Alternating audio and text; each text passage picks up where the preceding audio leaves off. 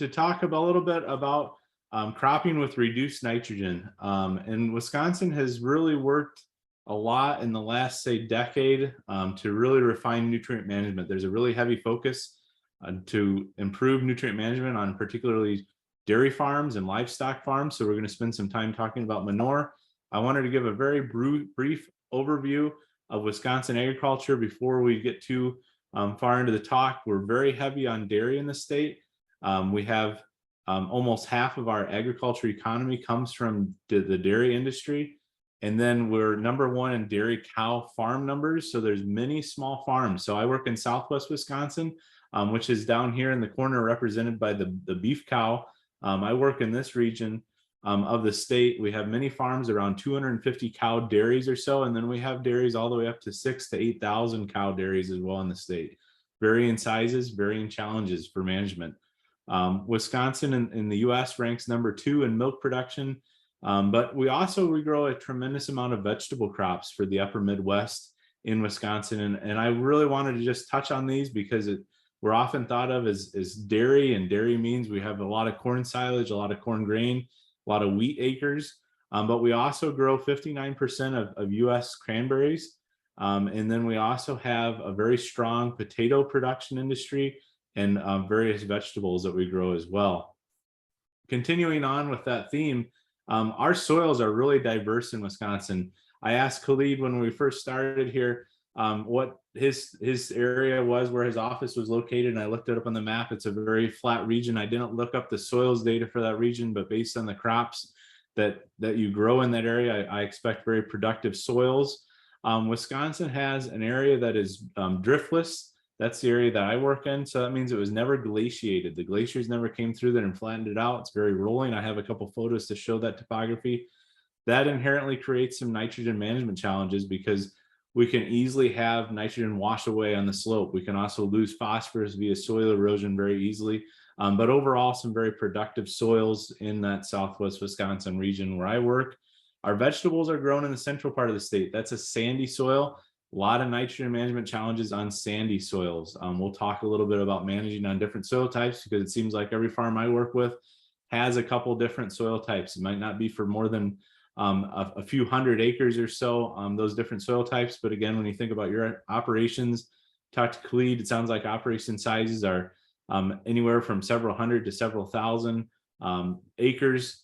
So we can think about those management zones as we move forward too. Might need to think about different nitrogen management strategies for those different acres.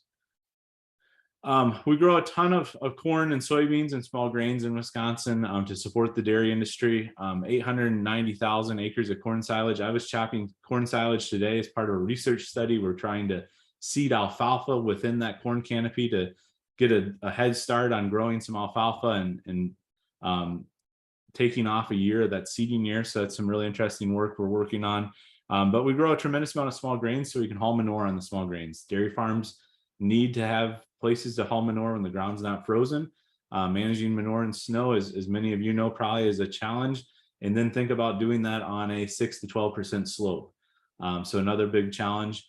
We're increasingly seeing more and more soybean acres. In the US, we rank approximately #16 as far as a state ranking goes for soybean production. So we're not the huge traditional soybean production areas that are often thought of in the Midwest, but we do grow a substantial number of soybeans. That allows some opportunities to use those legume credits in our crop rotations, as well as a different crop to add diversity. Helps with crop rotations, typically helps build corn yield and wheat yield, having an additional crop in that rotation. A tremendous amount of hay is grown in the state, so that's a great opportunity. When I say the word hay, I'm referring to most predominantly straight alfalfa, but there's many farms that are looking at adding grass into that alfalfa as well for a diversity of their feed ration purpose. But tremendous value to using that nitrogen. And historically, we have not maximized our legume credits. So in our outreach efforts, we've really done a lot of education on legume crops, what a legume is, and why a legume is important to have in your crop rotation if you have the opportunity to use that feed. We have 3.5 million cattle in the state. This would be classified as like beef cattle, beef cows, beef calves are all included in that number. fairly significant in Southwest Wisconsin where I work. We work, our state butts up to the Mississippi River, so we're kind of the Mississippi River watershed. So we're very concerned with sending excess nutrients down the Mississippi River and into the hypoxia zone. So our farmers have actually gone down. I've gone down, rode on a shrimp boat, met with those farmers of the sea, and talked about their challenges managing the nutrients that we unfortunately send them. So grazing is an aspect that we can try and incorporate into our crop rotations to help reduce those nutrient loads. And then we produce, I was pretty surprised by this number, 31.7 billion pounds of milk in the state, off of 1.2 million cows. So an incredible amount of milk production is produced. So we need really high quality forage, and we need to manage a tremendous amount of manure. And we'll talk about calculating out manure volumes, how to manage that nitrogen in that manure here in the next few slides. I was talking to Khalid a little bit this afternoon, and he said that you guys have a producer-led group. This is kind of a producer-led group that you're part of now. That's great. That's really interesting to me. I think there's lots of opportunities to learn from each other. I'm here to learn from you guys tonight at the end as well when we have our discussion time. These groups in Wisconsin had started a few years ago. I told Khalid, I think it was 4 years ago. I looked it up. It was actually started in 2016 was the first year that they allowed grants to be put in. This year, there's 33 grants that are put into the state. And what that means is these farmers come together in groups of 5 to 6 to form a leadership team. That leadership team then applies for a grant with the state of Wisconsin. They can get about $40,000, come together, meet, and start having field days, provide cost share for nutrient management plans, low disturbance manure injection, cover crops, studying nutrients and studying water quality. Those go hand in hand. We're not going to talk a lot about water quality tonight. I'm not a water quality expert. I'm an agronomist, but certainly water quality is very important to the work that we do, and learning more about that is important, I think, as well. These are just photos from a field day that I participated in 2 weeks ago. About 45 minutes from where I live, we went to a farm and we learned about planting soybeans into winter rye. So you can see there in the background a little bit of our area. This is a little bit deceiving though. It looks pretty flat. We're standing on about a 3 or 4% slope. There's a big long waterway down the middle that goes probably several miles. And it's just rolling topography in this part of the state. But there, the farmer, Tom Novak, and his son, John Novak, that's actually John there holding up some soybean plants, talking about what they're seeing as far as how that rye is helping hold the soil in place, manage some weeds. This is my coworker, Jamie Patton. She's in a soil pit that same day talking about water infiltration. That field is planted to cover crops after wheat. The farm hopes to get about a 30 to 40 pound nitrogen credit from those cover crops that he planted.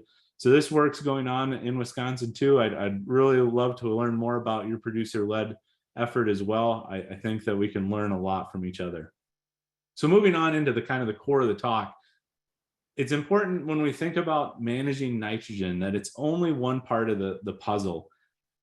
And I really like to visualize some of these things. So I'm going to try and tell the story through using a lot of photos, primarily that I've taken over the last few years.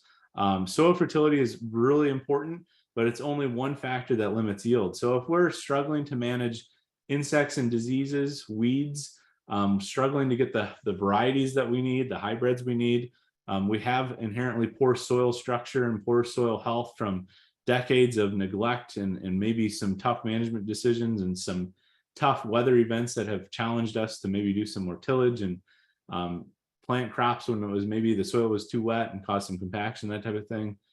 A poor crop stand, low soil fertility, and then the lack of moisture all compound our yield. And we often talk about yield potential. If we talk about corn, for example, our yield potential for some of those hybrids is very good, 500 bushels per acre. We see that in the National Corn Growers Contest, very strong yields. However, they're being spoon-fed and they're being irrigated and really managed more like a garden than a crop, of course. But we know that potential is out there. In Wisconsin, we can expect to see crop yields anywhere from 150 bushels per acre up to 280, 290 bushels per acre, depending on where we're at, depending on the soil conditions and our moisture. This is a photo from one of my research plots. This is actually a nitrogen study that we had. We do a lot of small plot work. where we go out and hand apply different fertilizer rates, but the weeds were taking over in that plot and they were causing a lot of stress. So it was time to spray that field to control those weeds so that we didn't have that competition for moisture anymore. So that was a yield factor limiting. And remember that the water is going to run out of the lowest stave on the barrel. And this is Liebig's law, the minimum. And Dr. Chris Bax from UW-Platteville does a great job when we teach these classes of explaining more of this. But this can be, think of this as for soil pH, phosphorus, potassium, plant available levels of those two nutrients, sulfur, calcium, zinc, manganese, magnesium, all are important for crops. A lot of those we're never going to have to apply. The soil has those in it already. We don't have to worry about those, but for some of those we do. We really have to manage soil pH. We really have to manage soil phosphorus levels, soil potassium levels. We're growing forage crops, we're removing a tremendous amount of potassium. So just because we're growing a nice grass hay field or a wheat field and we're not getting the yields we expect, adding more nitrogen might not be the key. So think about that. The lowest stave is always going to limit yield, regardless of the other stave levels. So we can have tremendously high nitrogen rates, but if our potassium level is low, we see this a lot in Wisconsin, a lot of forage crops, we're going to have poor yields. So before we dive right into nitrogen, this is the last slide before we actually get to the main topic. Soil test. If you've never soil tested before, it's very much so worthwhile. I don't know the prices for your local area. Talk to your local agronomist if you're not soil testing.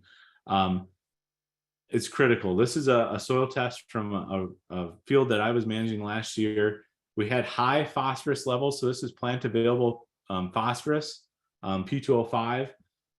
We had optimum potassium, or K2O for plant available potassium. However, we had very low pH. So no matter how much nitrogen we applied, no matter how much potassium, say we applied, if it wasn't in that optimal level, we would still be struggling because our pH is limiting, kind of unlocking those other nutrients that we really need for crop production.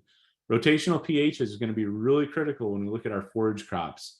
And when we have corn and alfalfa in the same rotation, we've got to make some decisions on managing pH. So not sure if pH is an issue for you guys.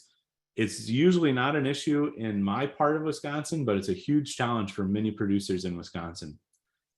So moving on into nitrogen, a little bit of an introduction here. The first 5 or 6 slides are just going to go over nitrogen basics. The atmosphere actually contains 78% of nitrogen gas into, but plants cannot use that nitrogen directly. So we have a tremendous source of nitrogen already.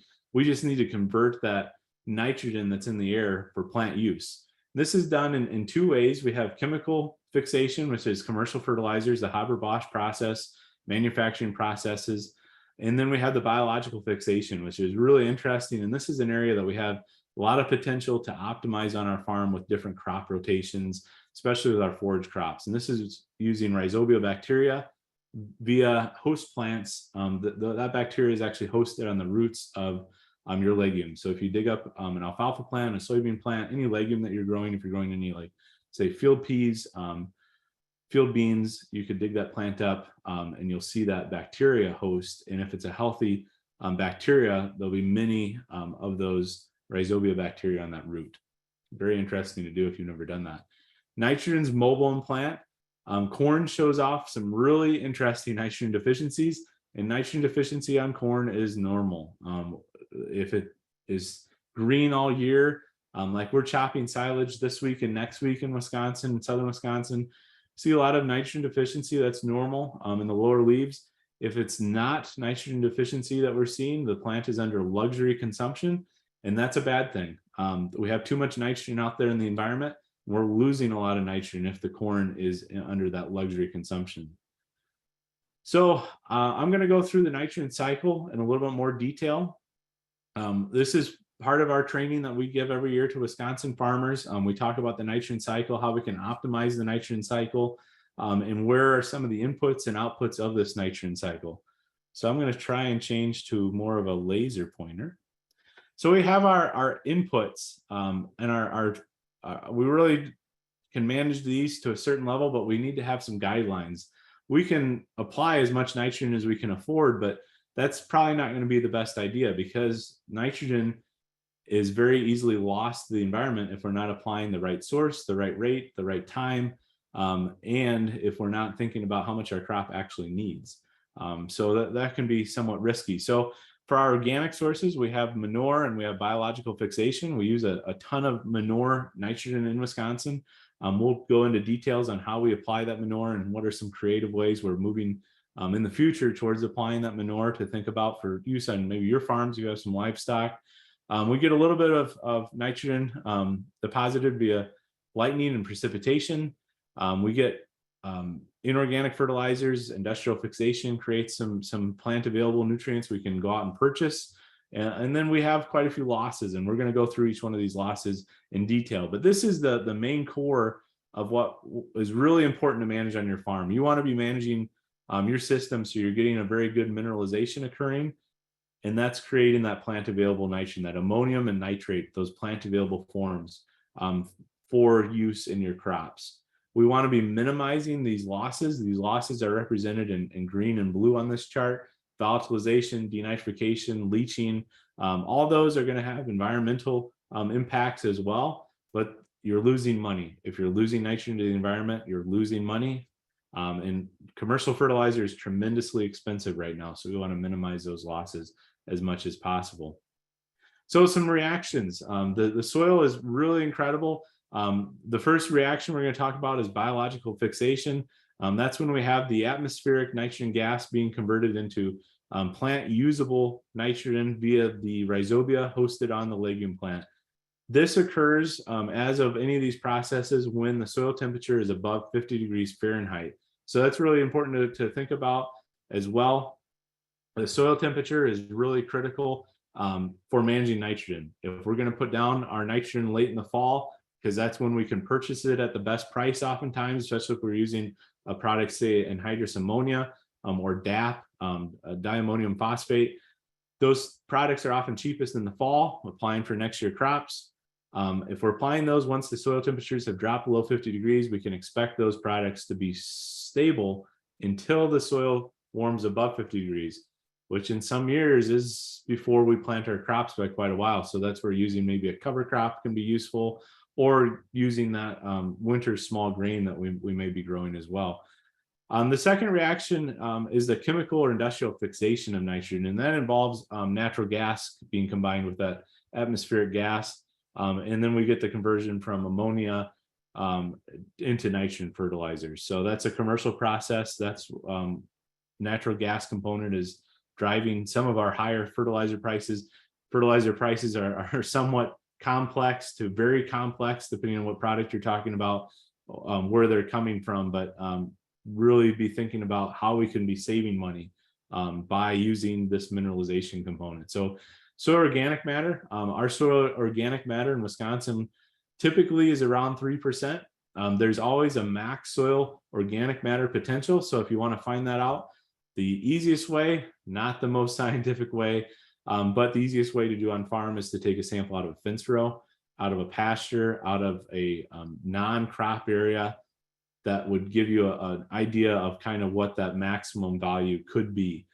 So we've seen that level come out of fence row as high as 6% before on fields that are testing 2.4 to 3%. Soil organic matter is a long game to play. It takes a long time to build up soil organic matter, but it's possible. We've seen people change soil organic matter slowly.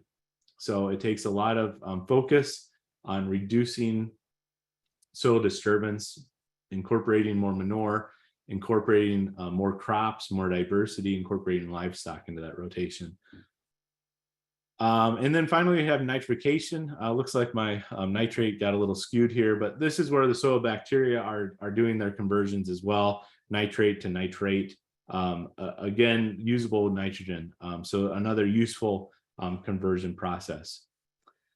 A process that's a challenge to us is immobilization, and that's where we have plant available nitrogen, inorganic nitrogen, being converted from the soil bacteria back into organic nitrogen, which is no longer plant available. Immobilization is kind of like maybe putting your money into a CD. You're not going to be able to use that money for a few years. It's a certified deposit. I don't know if you guys actually have those or not. often use like savings account banking terms to describe some of the stuff. So I apologize if you don't have that terminology. You're locking that nitrogen away for a few years. It's not going to be accessible maybe for a few months, few weeks, few years, but you can certainly get it back. Denitrification is when you lose that nitrogen. You have nitrate in soil bacteria under wet soils and low oxygen environments is losing that to the atmosphere. So that's something we want to avoid. We typically don't see huge losses. Again, we're thinking about soil temperature being greater than 50 degrees when these reactions are happening. So if you have standing water during the wintertime, not anything we need to necessarily worry about. Back to the nitrogen cycle, because we're going to talk about nitrogen losses in more detail. So we're going to be focusing more on leaching, volatilization, denitrification, in a little bit more detail and how we can prevent that before we actually move on into kind of those considerations for managing nitrogen. So these are all things that we're really concerned about in Wisconsin because we have a lot of fresh water and we have a lot of groundwater contamination of nitrates. Where I live, we have a reverse osmosis system because our soil nitrates are 6 to 7 parts per million. The EPA standard is 10 parts per million. However, we want to be overly cautious with that because we're drinking the water every day. So we put in a reverse osmosis system for about $1,200 to take out that nitrate out of the water. We also have other concerns in Wisconsin with atrazine in our water. There's areas where we can't apply atrazine to our crops because it is in the groundwater. And I currently live in one of those areas. So that's another reason for that reverse osmosis system. So if you see leaching losses, those typically occur under coarse textured soils like sands. So we see those occur sometimes around the Wisconsin River system. We have a lot of sandy soils in those regions. When we're using nitrate-based fertilizers like UAN and ammonia, so UAN solutions, 32 and 28%, and significant rainfall after application. And we always want a little bit of rain after we apply nitrogen in Wisconsin because that helps us incorporate our nitrogen on surface applied applications. A significant rainfall would be multiple inches of rain coming down within a 24-hour period. So it would be more of a flushing rain that would flush that nitrogen out of the system. However, we can think about minimizing leaching losses on these soils by using ammonium fertilizers like anhydrous, urea, ammonium sulfate. We use a lot of ammonium sulfate in Wisconsin. We use that because of the sulfur source. It's a pretty expensive sulfur source, but we want to apply a little bit of sulfur to our alfalfa. We also want to apply a little bit of sulfur to our corn. So it's very commonly available and very commonly used.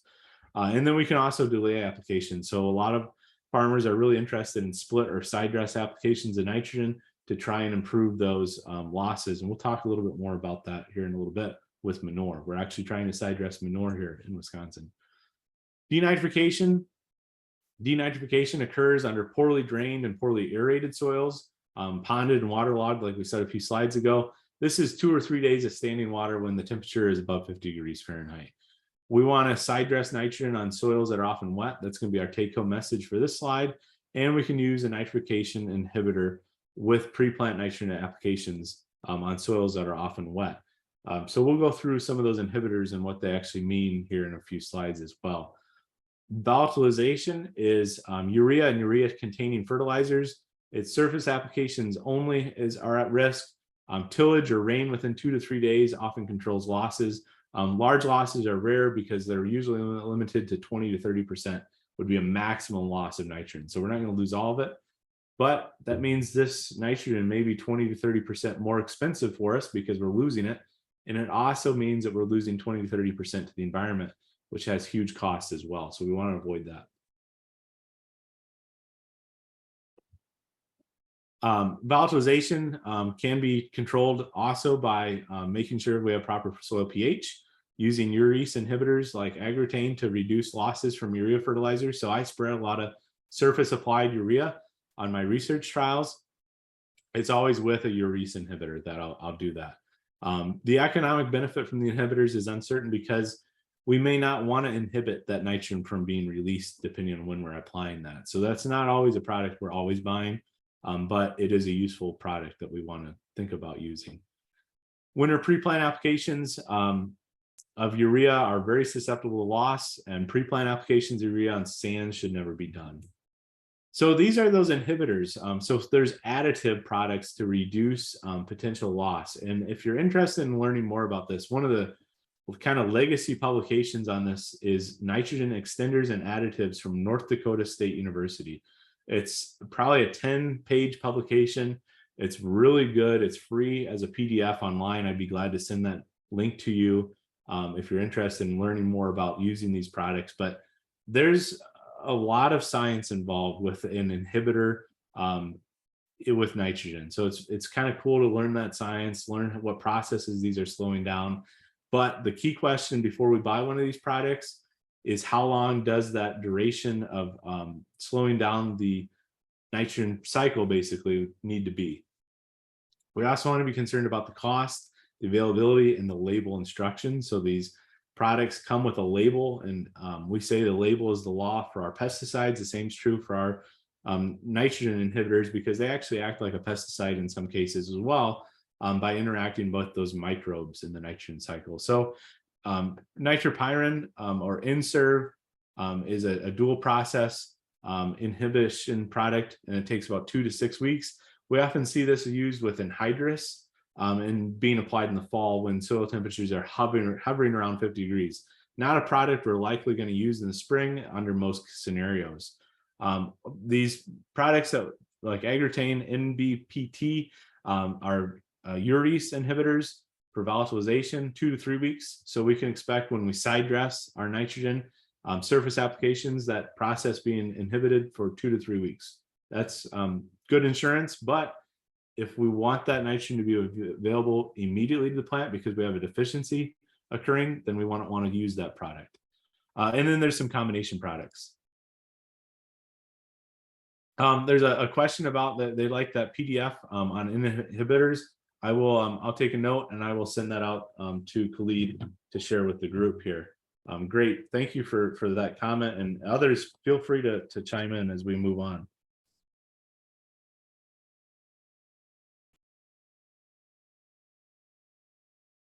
All right, so as we move on here, we have different application timings for nitrogen in corn. I have to just try and close the chat here. Well, maybe I'm not. There we go. All right, so we have different nitrogen application timings, and this is particular for corn. We have these for wheat as well. Wheat, we're going to say that we're going to apply after spring green up, and we're not going to do an application when the ground's still frozen. That's fairly popular because it's somewhat safe to travel across the wheat at that time. However, we're really concerned about the losses in Wisconsin, so I didn't include a lot of that here because I thought after doing a little bit of reading that application timing might be really different for your wheat. So talk to your agronomist, look to your extension publications, look to your research network here, your producers that you're working with. Talk to those individuals about when they think the best time to apply nitrogen is to wheat. Look at the environmental considerations of that as well. So we're going to spend a little bit more time on corn tonight. Medium and fine textured soils that are well drained. These would be fairly average soils for probably the upper Midwest. Fall nitrogen applications are okay, but remember we're going to use best management practices, which would include, say, an Agritane product, not an endorsement of any products as we go through the night, but just for reference. That would not be an Agritane product. I apologize for that error. That would be more of an Inserv product you'd think about using at that timing. Pre-plant would be best though, without any products applied. Side dress would be good as well. Poorly drained soils, we're going to be side dressing these poorly drained soils, and then coarse textured soils, sandy soils, we're going to just do all side dress nitrogen. We're not going to apply fall or pre-plant. Now, when I say we're not going to apply, I'm not saying that like on average Wisconsin farmers all do this. Hopefully we're considering this though. We have many great farmers in the state of Wisconsin that are considering these things, but that's not to say that you won't see some things being applied to sandy soils at unideal timings. But again, 99% of the time we see that occurring how we would recommend it. You guys are the experts. You manage these crops. We're just here to provide some guidance. Available nitrogen release is dependent on the soil microbes. So we have our main nitrogen sources in Wisconsin are manure, our legume credits, and commercial nitrogen. And we're relying on the soil microbes to make these plant available. So we really want our microbes to have an environment they can thrive in. We want to have adequate food for the microbes. The process begins with soil temperatures greater than 50 degrees Fahrenheit and accelerates with warmer temperatures. Some of those microbes are going to peak out at, say, 86 degrees or so. So it's all very temperature dependent. The microbes we're not going to spend any time on tonight, but if you are interested, I'd highly recommend doing some YouTube video watching on soil health to learn more about soil microbes. Nitrogen availability is very temperature and moisture dependent. However, there's some very key takeaways from nutrient management concepts of managing those on-farm sources. Manure applied in the fall retains the full nitrogen credit the following spring. I'm defining the fall as after a corn or soybean grain harvest, not after a wheat harvest. Manure applied after wheat and applied to, say, a growing crop like a cover crop doesn't necessarily retain the full nitrogen credit. Legume hay, so alfalfa killed in the fall retains the same nitrogen credit killed in the spring. That's the most common question I get during this talk. And then a cool spring is going to delay the release of nitrogen. It's going to be tied up. However, it's going to be there. The nitrogen is going to be there, just we'll see some deficiency. So Wisconsin nitrogen sources. So what are we doing in Wisconsin that makes this a little bit interesting to talk about? We have a ton of manure to manage. With all those dairy cows, we have a lot of manure to manage. We're doing some really innovative practices. Historically, we've been bed pack manure, which would be a dry product we would apply. It would have quite a bit of liquid yet in it because it's typically a daily haul situation where we're spreading manure every single day of the year. We have a barn cleaner that's cleaning out the barn, putting that into a manure spreader, and then after milking chores are done, applying that to a designated area. Very common still in the state. However, with our large farms, they can no longer daily haul. So that's not legal to do for our large farms. Large farms cannot apply. And a large farm for us would be a CAFO operation, 750 milking cows or more, because there's a little bit of an algorithm with the milking cow that we'll talk about in a little bit that applies for manure calculations universally. Liquid manure is king in those environments because they can pump it. This particular farm is almost in Illinois, the state of Illinois, that I visited this spring. They're pumping liquid manure 3 miles at this point. So they can pump up to, I've heard 6 miles before, safely, multiple pumps. They're all controlled by an iPad that the guy in the cab has. He can monitor the pressure of those pumps. And once the pressure drops at a certain location, they know they have a hole in the hose, they can shut that down. Remember when managing manure, manure has a very low concentration of nutrients. Manure spills have to be minimized, and we have to plan for those to deal with those in an emergency situation. But think about if you spill commercial fertilizer, that's going to be much more potent than manure. So that also we have to be cautious with. So again, this is king on our large dairy farms. They're really interested in adaptive nitrogen management, which we'll cover here in the next couple slides, ways that we can incorporate this into different timings. This is a farm very near where I live. And in fact, this compost is spread within a few hundred feet of my house. This farm is interested in composting manure because they see that as a future, being able to haul the nutrients.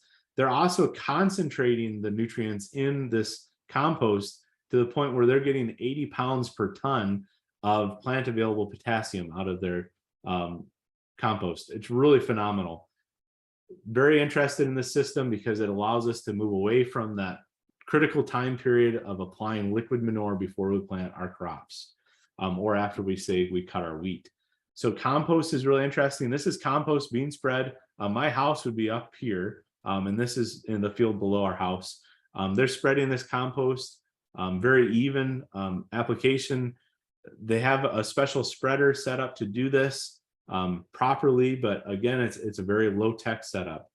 They do keep it covered though, because they're concerned about atmospheric moisture diluting those nutrients, and then that also allows them to controllably apply liquid manure into their compost windrows. So the compost is composed of their bedding, which is primarily corn stalks, but also they're applying liquid manure into that system, into those corn stalks, along with some byproducts from a electrical generation facility that's using the manure through a biodigester, and they're generating some gas and then eventually creating power.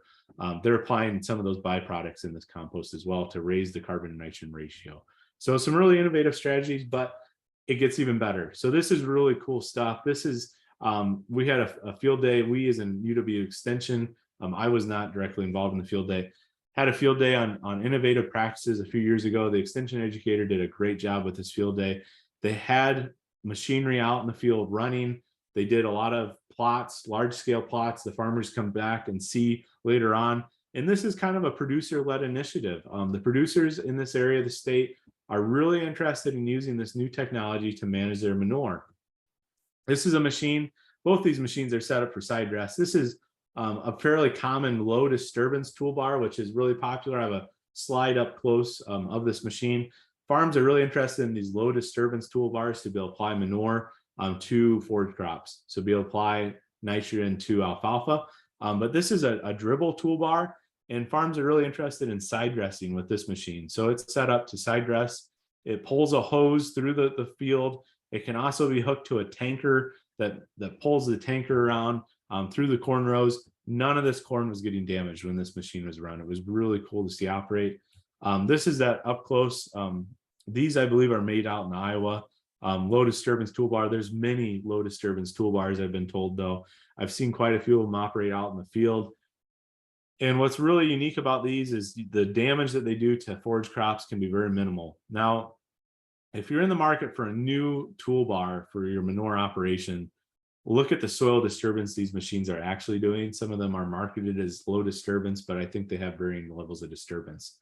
This is not necessarily low disturbance toolbar, but this is a really poor photo. What this is doing, this farm was testing a machine from one of the large equipment companies there, the green equipment company from Europe. And in Europe, this company has technology where they can use technology to look at how many nutrients are in the manure on the fly, using a little bit of sampling and a little bit of computer help. It's really interesting to see used. They're trying to calibrate that for Wisconsin dairy manure. It's causing a lot of challenges because our manure is apparently a lot more higher concentration of water, as well as a lot more different components than the manure that they've had success with in Europe. So if you go on YouTube and you type in, I think it's like John Deere nutrient management, either in Ireland or in the UK, you can actually see this technology being used. It's not commercially available yet, to my knowledge, in Wisconsin for nutrient management planning, but for applying, it's really interesting technology that's being tested. It allows you to go into the computer and say you want to apply a certain amount of phosphorus to that field, combined with soil test data via GPS data, it will apply the manure to that rate. Very cool technology. I think it's probably the way of the future. Multiple manufacturers are now testing this product in Wisconsin. So pretty cool to see. And that uses a testing process that I can't quite tell you right now because I just don't remember it. It's similar to what we use for forages though. Winter is a huge challenge for us. When we get snow, managing nutrients is a huge challenge. It can be done though very well. So this is a farmer and extension educator, again, very close to Illinois, where I work in southern Wisconsin, managing nutrients. And you can see that they've turned off the manure in the waterways. So wherever they know water runs, they're going to turn off the application process so they're not applying manure right in the waterways. This is a great example as well. Feeding cattle out on livestock helps us meet some of our requirements. So if you are a farmer in Wisconsin and you have a CAFO permit, you're typically managing all your livestock on a roof. If you aren't that large, you still have requirements in certain parts of the state to manage winter manure. So the county will actually come out and inspect some of these applications. Grazing and winter feeding are great opportunities to manage winter manure. Put the livestock out there, provide them feed out there, provide them water out there, and let them manage their own manure. You don't have hardly any nutrient management restrictions on that because the animals are dispersing the manure on their own. This is our winter manure management practices. And there's a lot of text on this slide. I don't want to cover all this text, but if you're applying manure in the wintertime, don't apply before a rainstorm.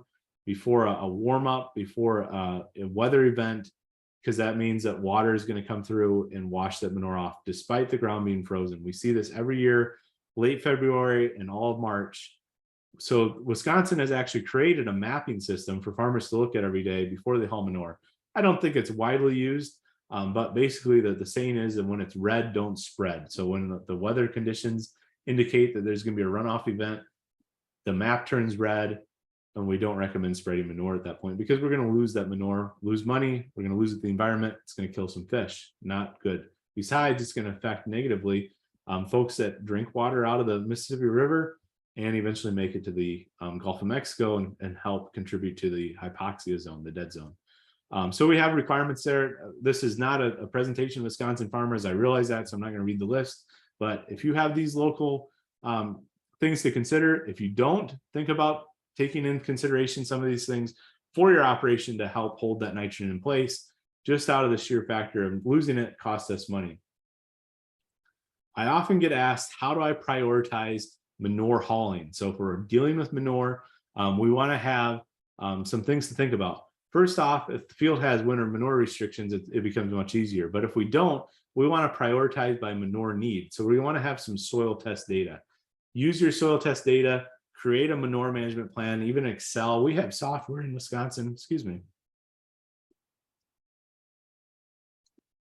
We have software in Wisconsin that helps us manage our manure really easily, but save those fields that are okay to spread in the winter, that are relatively flat, don't have water run through them for winter hauling. Spread the rest to meet crop need based on phosphorus. For us, we manage to a phosphorus level, not a nitrogen level, because phosphorus is our main component in causing pollution. To do your manure management plan, you need to know how much manure your livestock species are creating. So you want to think about the total manure production. There's charts available. This is from the Midwest Plan Service. I'm sure there's equivalent charts for you folks as well that basically say this is how much manure we're going to produce over the course of the year with this livestock species. You can divide that number out by how many days you have that, say, on pasture, on feedlot, see how much manure you need to manage. Put that into your Excel document. That's another factor where you can think about what you're going to create then for a manure management plan based on how many gallons or how many tons of manure you're hauling. We've talked a lot about liquid manure, but again, dry manure has a huge economic value as well. This is a 25-ton application of manure this year, has a $320 per acre value. So that's just incredible to think about. 2 years ago, before nitrogen and fertilizer prices got so high, this was still about $108 per acre. So there are farms that I work with that do not take a nitrogen credit from their manure application. They don't necessarily believe that it's still there. The farms that are taking that are making money. They're really, it's a guaranteed thing under most conditions. This is that program that we have. I didn't want to spend a lot of time on it, but this I thought just would give you some ideas on some of the data that you could put into a plan. If you're thinking about trying to put together a plan, or if you have software that works great for you too, that's awesome. But think about, your crop yield, your tillage, your yield goal, your soil test data, and then using some sort of recommendations. For us, the University of Wisconsin has some great publications available. I'm sure that you have those available as well. From your universities, from your Department of Agriculture, to give you some guidelines on how much nitrogen my corn, my wheat, my barley needs, and then figure out how much you can get from your on-farm sources, your legumes, your manure, if you have manure.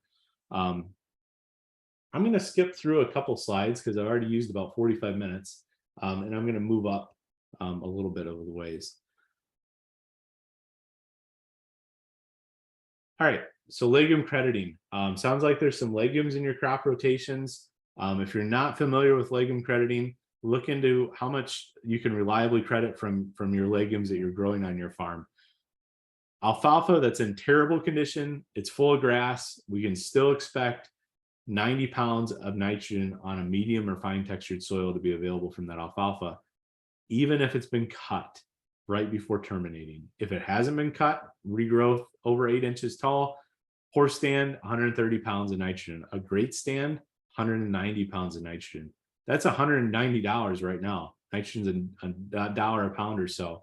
It's come down a little bit, so it might not be quite $1 a pound, but think of that, $90 to $190 per acre you have a nitrogen out there if you're growing alfalfa. If you're not growing alfalfa and you think, gosh, I have 3,000 or 4,000 acres, what's a crop I could maybe incorporate into maybe a quarter of my acres that's going to bring in a little diversity of income?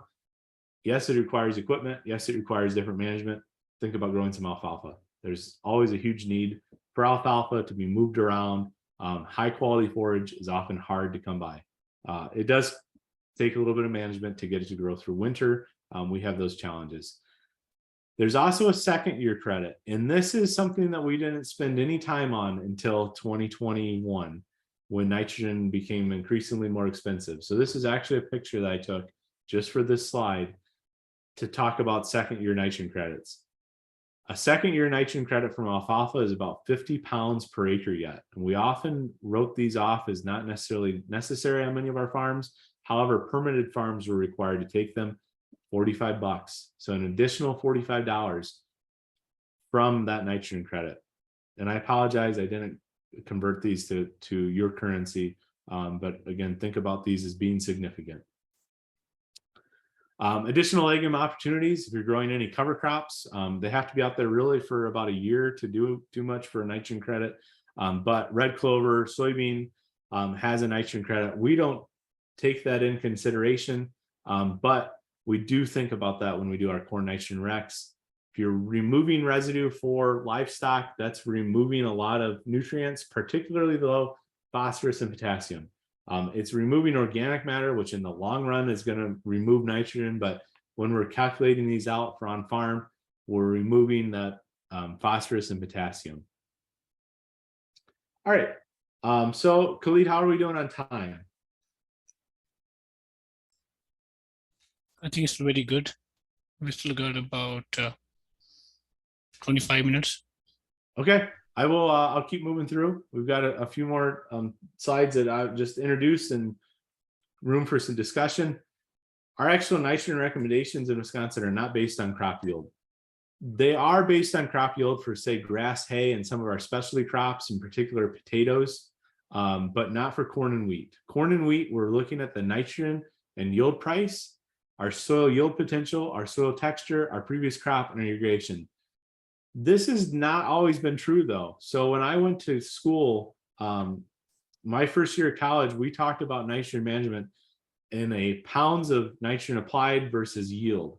This changed a few years ago to nitrogen corn price ratios, because we realized that there's an economic optimum point to applying nitrogen to any crop. Eventually, you're going to plateau and get to a point where that additional pound of nitrogen is not actually returning a pound of crop back. So we want to maximize this plateau.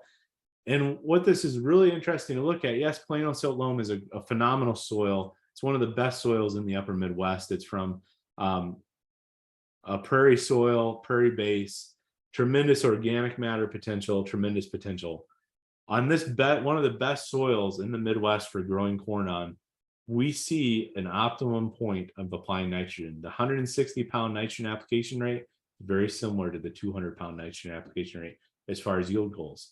What's not similar, though, is how much we've lost the environment here. So we've drastically increased our environmental losses. We have those charts as well. Decided not to include them tonight because it wasn't specifically all about corn tonight.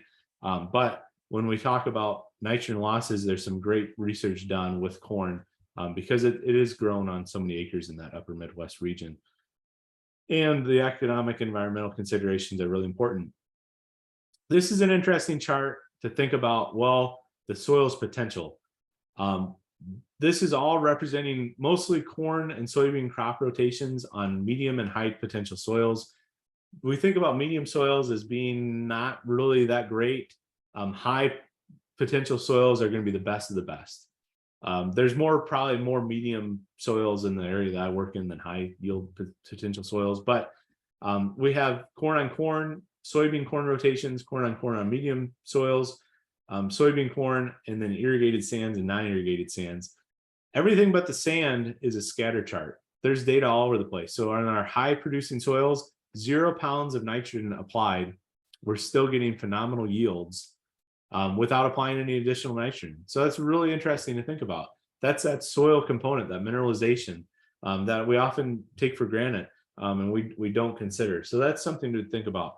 I wanted to include an example of what we do to calculate out these ratios, though, because if you were interested, you could do this at home as well. You take your nitrogen price and you take your nitrogen price divided by how many pounds are in that product. So for urea, it's 46% nitrogen or 920 pounds per ton.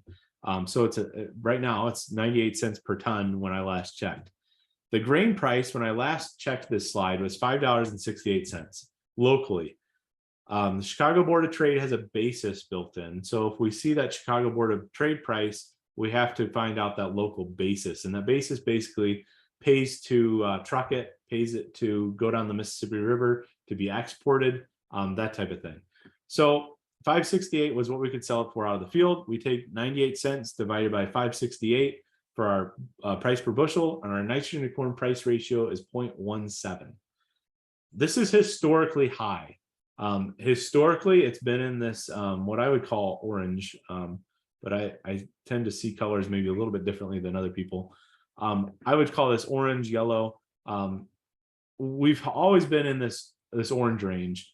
Moving to the left, this 0.05 is where we use corn silage. So if we're growing corn silage, we realize corn silage has a tremendous value. We want to maximize that value and that yield. So we're going to use a high rate of nitrogen tonnage is what we're trying to grow, along with a really high quality grain to get that yield component and that quality component. We're now in this 0.15 to 0.20. We're actually recommending the 0.20 right now. And our rates are a lot different. So we've gone from 165 pounds per acre with a range. If we're in a no-till system, we're going to be on the high end of that range at 180 down to 35 with high range of being 150. That's because we see that return on nitrogen decrease as these ratios change. So at our highest level, we're going to apply our highest amount of nitrogen is much different than our lowest level to maintain that economic return. Because remember, we want to grow the appropriate amount of bushels without losing money. Numerous research studies have shown that applying a reasonable nitrogen rate does not reduce the chance of max yield for our crops that use nitrogen. Soil organic matter is a huge key to this. Remember that numerous factors limit yield. Think back to that first slide. We want to economically maximize everything that we can, but it's impossible to maximize all. So we want to control pH, plant available phosphorus, potassium, nitrogen, but we can't control the weather. We can't necessarily control the weed population all year. We can certainly try. We're really struggling with water hemp and Palmer amaranth in Wisconsin, much more on water hemp than not Palmer, but we can try. Wheat, we have the same price to nitrogen ratio, but we do a little bit of nitrogen testing with wheat. So again, we're thinking about this higher end of this ratio still. So we're applying probably about 65 pounds most of our wheat crops because we're following corn in most cases. It is popular to plant wheat after soybeans in our corn, soybean, wheat rotations, but oftentimes we're planting wheat in a corn silage for a second year, wheat, then alfalfa seeding, and then alfalfa for 3 to 5 years in our dairy rotation. So typically we're following corn silage. We do have a little bit of residual nitrogen left some years, so we can test for that. This is different levels. Don't look at the years. It's old data. We haven't done this study in a long time. There's varying levels depending on how much rain you get of soil nitrates still out in the soil. So we want to be able to test that. There's a couple different tests that we recommend in Wisconsin.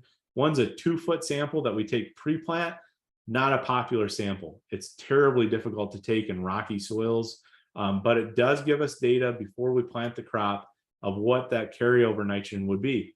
So if it's a dry year, like a 2012 for us, we would take this sample because we could find probably 50 to 60 pounds of nitrogen on the soil to use for this next crop. This year it'd have $50 value too. So think about that. Pre-side dress test, much easier test to do. I pull a lot of pre-side dress samples. That's a foot sample that we send in and we analyze that for nitrates. So we see how many nitrates are there. But we're really interested in the future. And this is the last few slides, is we're really interested in not the nitrogen source is a little misleading title. I should have thought about that a little bit more, but we're really interested in using cover crops, using more manure in our rotations, and playing with this nitrogen, carbon to nitrogen ratio. So this is not Wisconsin research. This is some really great research I found a few weeks ago when I was putting together a talk for a field day on this very topic. And we want to know the carbon to nitrogen ratio of winter rye, because we're using winter rye as a cover crop and then applying manure to this cover crop. Winter rye has a carbon to nitrogen ratio, the scientific literature says, of about 34 to 40, depending on if it's above ground or below ground. We're going to talk about above ground of that 34 number. That means it's going to tie up nitrogen when it decomposes. So we have corn residue, grain straw, and sawdust as our example carbon to nitrogen ratios that tie up nitrogen when they decompose. Soil microbes, soil organic matter, alfalfa, and rotted manure all release nitrogen because they're below that 20 threshold. So they're going to release nitrogen very readily when they break down. So those are some things to think about. Carbon to nitrogen ratio is really cool to think about maximizing on your farm, maximizing the potential. So with winter rye or with your winter cereal crops, when they decompose, there's a point when they actually release all their nitrogen. This is, again, more info from Sievers and Cook. Their study in 2018, looking at how many weeks it takes for that rye residue to break down. They also did hairy vetch. Hairy vetch is not incredibly popular in Wisconsin, but they did hairy vetch as well. We see about week 8 through 16 of that breaking down. That's really key for us because when we look at corn growth and development, we see that we need quite a bit of nitrogen yet in that week 8 to 14 of corn growth and development. So if we're terminating at planting green, we can expect to see that rye break down when we need some of that nitrogen. Not all of it, and it doesn't work out every year. Remember, think about soil moisture, the microbes doing their work, very temperature dependent. Sometimes it's pretty cold when we plant our corn. We're trying to get to the point where we're using these cover crops to hold on to that nitrogen that's left over from last year, scavenge for nitrogen, hold on to the nitrogen from manure being applied, and release it when we can actually use it. This is the future because we're trying to do a lot of research on this. I have a research study working on this right now. It's a work in progress, but some really exciting work. If you're using small grains in your crop rotation, think about how you can maximize that potential, because our corn needs a tremendous amount of nitrogen yet, not quite 50%, in that midsummer when it's moving from late vegetative into grain production into grain fill. So we want to maximize that area. There's a lot of nutrient potential with cover crops. Our producer-led groups are super interested in diverse cover crop mixes. We need to grow those for quite a long time though, but they help reduce erosion, which helps hold phosphorus and potassium in place. Frost-seeded red clover into winter wheat grain into any winter small grain is a great nitrogen source. So we see a lot of people trying to do that. Basically, frost seedings, when you go out and the ground is cracked, when you can drive the four-wheeler through that field without leaving a footprint in the morning, but if you drove through it in the afternoon, you'd see that track for the rest of the season. That's our ideal time. Go out and frost seed red clover, about 12 pounds per acre. You can expect 40 to 80 pounds of nitrogen for the following crop. Red clover seed right now, we can buy for a couple dollars a pound. That means that you're spending about $24 to get about $40 to $60 back, minus your expenses, but frost seeding is very low tech. So a lot of interest in that. We do a lot of nutrient management planning in Wisconsin. Basically, we have workshops, we have classes where we walk through soil loss. Soil loss we didn't talk about tonight. Think about soil loss as you want to minimize that. No matter how flat your farm is, you can still use soil to wind. And the best soil is being blown away on a lot of our farms. So I want to minimize that because there's a lot of nutrients in soils. Farms are making more money when they're thinking about nutrient management holistically and in a system. So if you just manage your nutrients based on that next crop you're growing, not taking a soil test, not using nutrient credits, you're losing potential. You're spending more money possibly than what you could, which means you're losing an opportunity cost in some cases. So we've seen studies done in Wisconsin. We're not seeing loss of yield by refining nitrogen management. 74% of farms surveyed said they saw no yield change. 18% saw they actually increased corn yield when they actually started thinking about managing nitrogen, phosphorus, and potassium more holistically. We're getting up on the edge of time. This is another tool that we have. We have Snap Plus. We walked through that a little bit. But if you're growing specialty crops on your farm, any high value crop, think about how you can use nutrient management because the payout's going to be even quicker.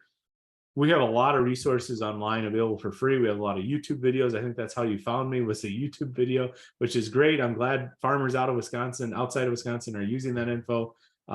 Feel free to reach out. We do quite a bit of Twitter at the University of Wisconsin. I don't know why, but I post a lot of photos. I posted a video today of our silage corn research. Feel free to reach out via email or phone call.